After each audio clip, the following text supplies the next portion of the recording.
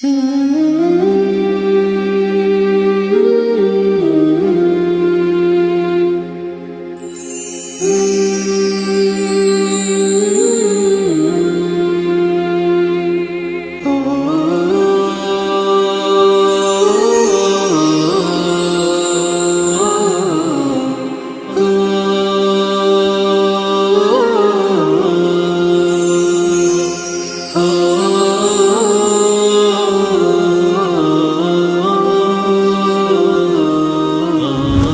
ہم انشاءاللہ فعل کی طرف پروسیڈ کریں گے. سیکنڈ پارٹ اس کیا ہے؟ الفعل. فعل جو ہیں جو اب تک ہم نے پڑھے وہ تین طرح کے فعل ہیں. یا فعل ماضی ہوگا، یا المضارع ہوگا، یا الامر.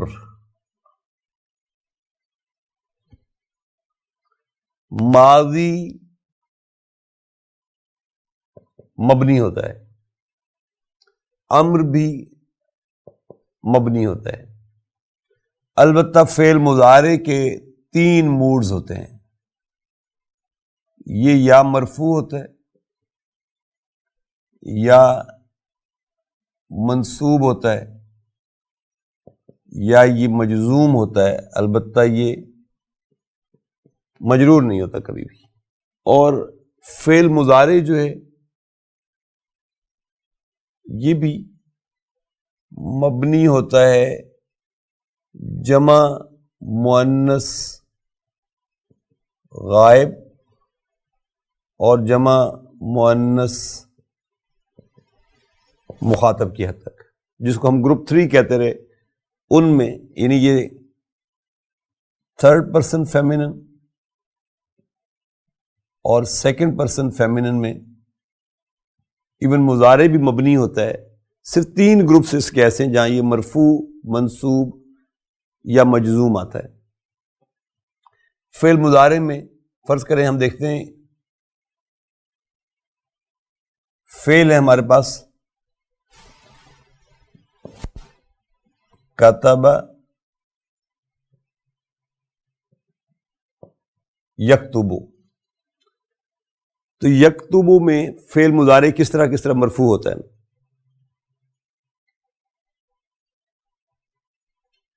نمبر 1 5 ان یور پاکٹ میں اگر آپ دیکھیں گے تو یہ آ جائے گا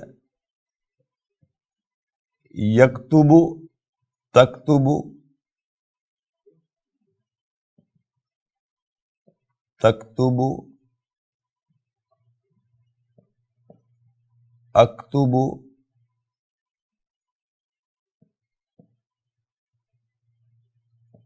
نکتب. اسی کو ہم نے گروپ 1 کہا تھا. گروپ 2 ہم نے کہا تھا جو افعال الخمسہ کے اوپر مشتمل ہے. یہ آئے گا یکتبان، یکتبون، تکتبان، تکتبون اور تکتبین. تکتبان کیونکہ 3 دفعہ آتا ہے، لہذا میں نے اس کو 1 دفعہ لکھا تو یہ 5 اسم ہو گئے. 1 2 فعل ہو گئے، 3 4 اور 5. یہ افعال الخمسہ ہیں. ان میں آپ نوٹ کریں اس میں مرفوع کی علامت یہ بھی اس کا پرائمری سائن ہے ضمہ کے ساتھ. یہاں یہ مرفوع ہے نون کے ساتھ.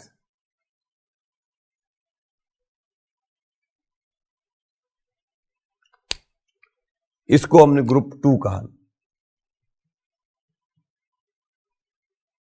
گروپ 3 جو ہے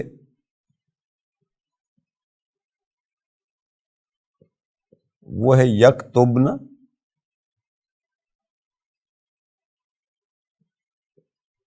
اور تکتبن. یہ گروپ 3 جو ہے یہ مبنی ہوتا ہے.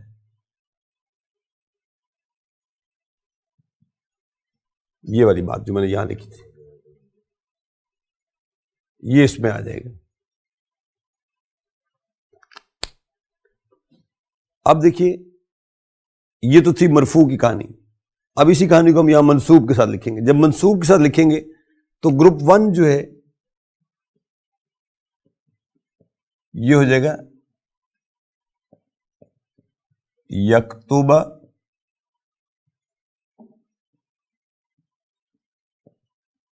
تکتبہ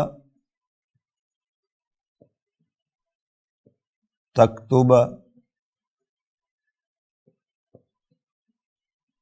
اکتبہ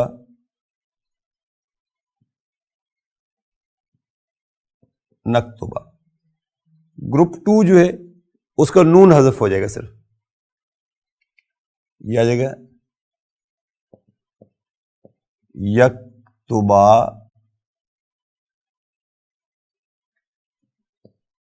یکتبو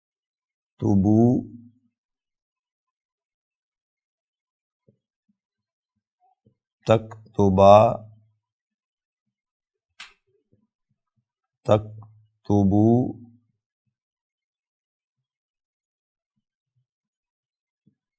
تکتبی.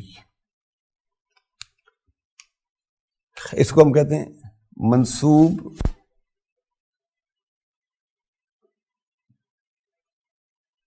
بحذف نون. ٹھیک ہے. اور گروپ 3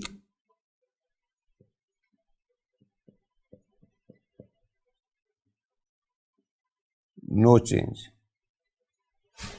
کیونکہ وہ مبنی ہے تو وہ اسی طریقے سے رہے گا. مجزوم میں دیکھیں کیا ہوگا. مجزوم میں گروپ 1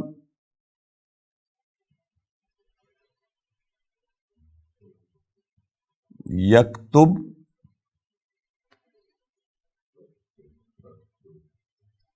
تکتب تکتب اکتب اور نکتب.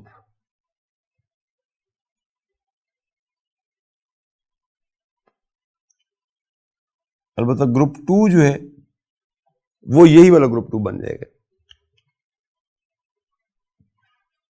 یکتبہ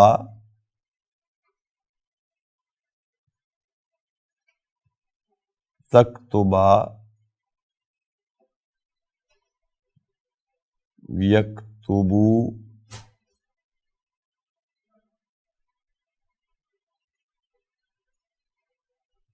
تکتبو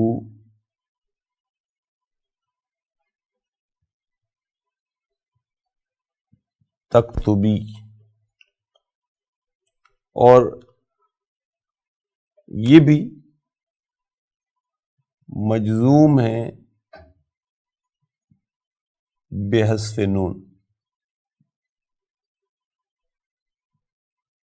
گروپ 3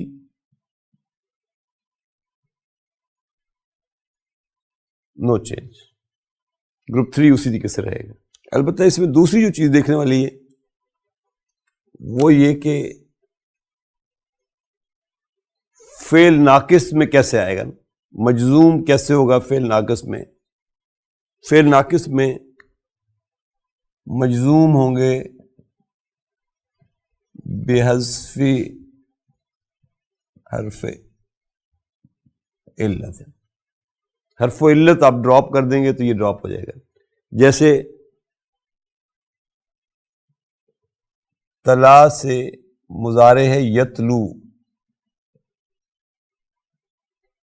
یتلو مرفوع ہے, لیکن جب لم لگائیں گے یہ آ جائے گا لم یتلو, اور اس کو میں کہوں گا کہ یہ کیا ہے, فعل مضارع مجزوم بحذف حرف علت. اسی طریقے سے بقا سے یبکی یہ آ جائے گا لم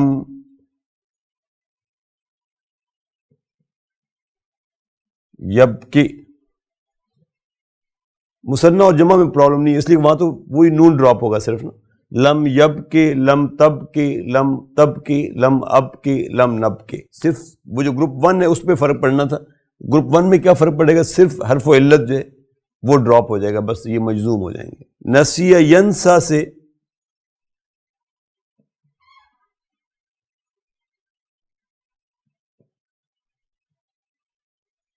لم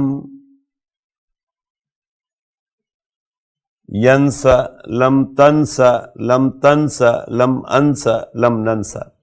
تو یہ حرف و علت ڈراپ ہوگا تو یہ مجزوم ہو جائیں گے اس طریقے سے. اب اس میں بھی ایک صورت اور جو ہے نا وہ آخری رہے گی، اس کو میں یہاں کر دیتا ہوں. الاعراب تقدیری، جیسے اس سب میں بھی ہم نے منقوص اور مکسور میں پڑھا تھا، ایسے اس میں بھی کچھ سچویشن ایسی بنے گی جہاں اعراب آپ کو نظر نہیں آئے گا. ناقص افعال میں نمبر 1 اس کی بات اب ہو رہی ہے.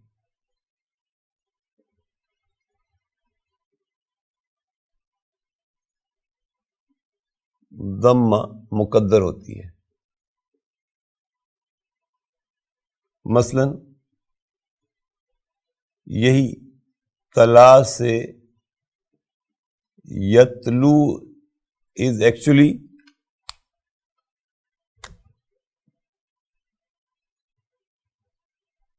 یتلو،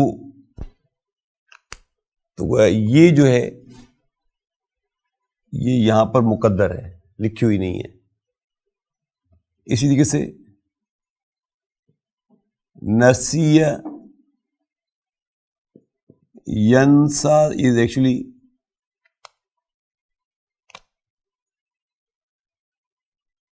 ینسیو، یہاں پر یہ ضمہ جو ہے یہ مقدر ہے. ینسا، تنسا، تنسا، انسا، ننسا، سب میں ضمہ جو ہے وہ مقدر آ رہا ہے. یتلو، تتلو، تتلو، اتلو، نتلو، سب میں ضمہ مقدر ہے. اسی طریقے سے بقیہ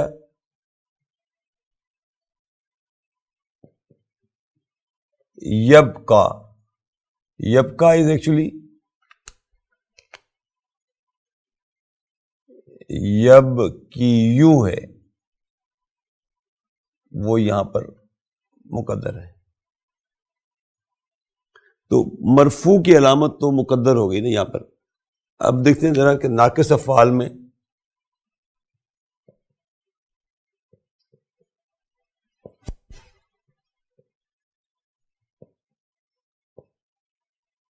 منصوب کہیں نظر آئے گی، کہیں مقدر ہوگی نا.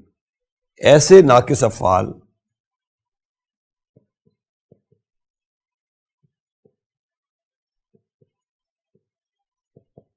جن کے آخر میں الف آ رہا ہے، وہاں فتح مقدر رہتی ہے، جبکہ واو اور یا میں یہ ظاہر ہو جاتی ہے.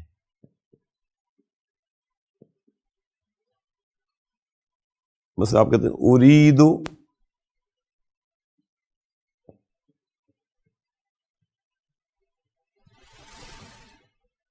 ان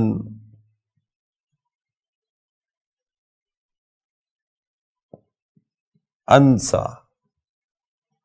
اب دیکھیے یہ ان کیا کرتا ہے؟ فعل مضارع کو منصوب کرتا ہے. تو یہاں انسا کا سٹیٹس کیا ہے؟ یہ مضارع منصوب بالفتحۃ المقدرۃ.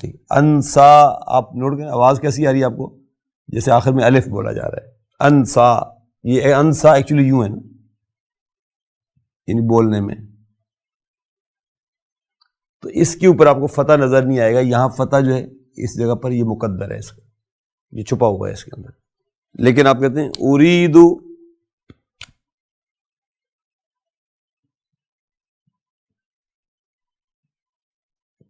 ان مشا یمشی سے امشیہ،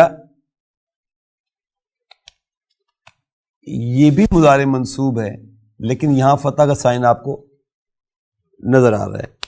اسی طریقے سے آپ کہتے ہیں ارید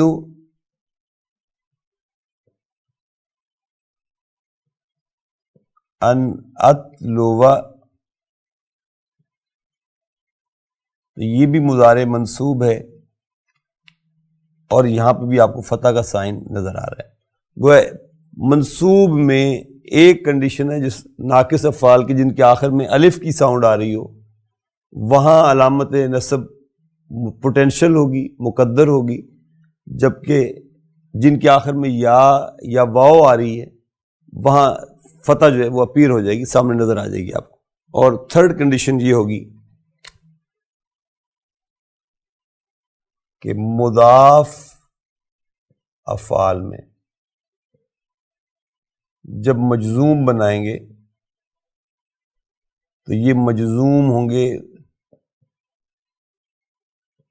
بالفتح. مثلا حجہ سے یحجو، لیکن یحجو سے لم یحج، یہ مجزوم ہے.